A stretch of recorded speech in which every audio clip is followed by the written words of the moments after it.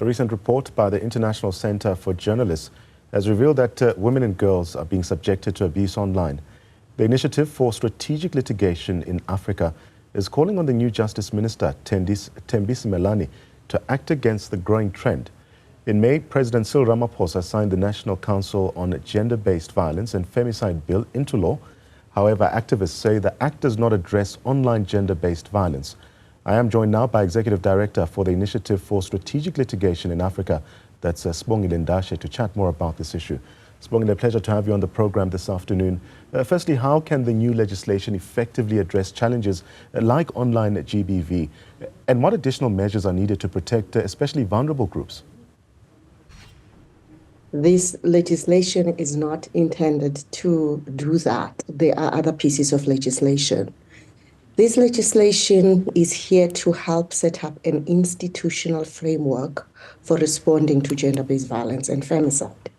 One of the things that we have agreed to when we adopted the National Strategic Plan on Gender-Based Violence and Femicide was that there is a council that will be created, and we also talked about the coordination of the response between various government departments.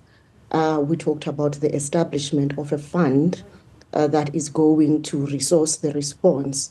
So this is what this legislation is intended to do. It is not about talking about different forms of violence. There are other pieces of legislation that deal with that. Right. So what role can civil society organizations then play in really holding authorities accountable, but also ensuring the effective implementation of gender-based violence laws here? We are entering the 7th administration with a very different message from government compared to how we entered the 6th administration, where we were very collaborative. We have wasted an entire administration being strung kind of along into pointless meetings by government. When the movement of the total shutdown started in 2018, we agreed on this framework. This legislation just came into effect very recently. So we spent 6 years from August of 2018 until where we are now. This legislation that has been passed has got serious defects, and it is not fit for purpose. It will not help us to coordinate the response. It has been the most disrespectful way of engaging with civil society over a period of 6 years, because the act that we see now is contrary to a number of things that we have agreed to. If you remember, we had 2 presidential summits on gender-based violence and femicide. And some of the examples of what they have changed in this legislation that was finally passed was that the NSP, the National Strategic Plan, had 13 people as part of the board of this council. 7 of the seats went to civil society and 6 of the seats went to government. They have now changed it. Government has got the majority of the seats. They've got 8 and civil society got 7. We talked about the establishment of the fund under this legislation. They have completely removed this fund in this law that was passed. So the question of how the response is going to be resourced has once again been left hanging. Finally, we asked, and it's also in the National Strategic Plan, that the role of the municipalities and the provinces be elaborated so that we create our obligations for them. They have now just limited the application of this to kind of a national government by the establishment of this council, and only went as far as saying that the minister is going to consult, with may actually, it's not even peremptory, with provinces and municipalities about setting standards for accountability and the like. So we are really not being taken seriously, and we are seriously considering challenging this new legislation where they just want to set up a council that has got no teeth.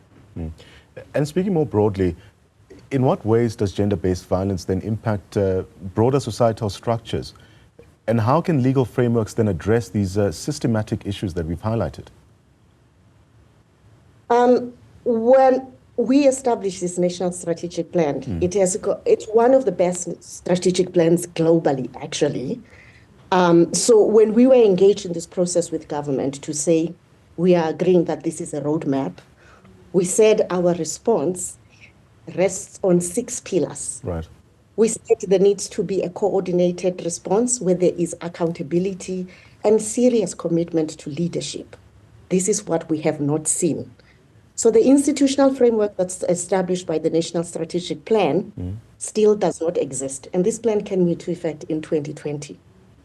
We talked about resourcing the issue of prevention of violence, because we do understand that. And for as long as we live in a society where violence is justified, tolerated, and even accepted, we are really not doing much, to prevent it.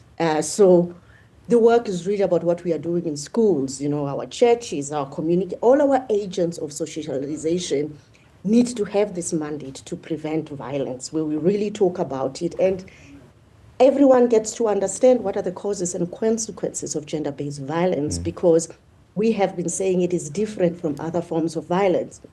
It's not about being mugged and all of those things. At the heart of this violence, this killing of women, this rape of women, we are talking about people who have entitlement to women's bodies, or who feel that women are second-class citizens and therefore they deserve to die if they do not listen or do not follow, what's being said to them.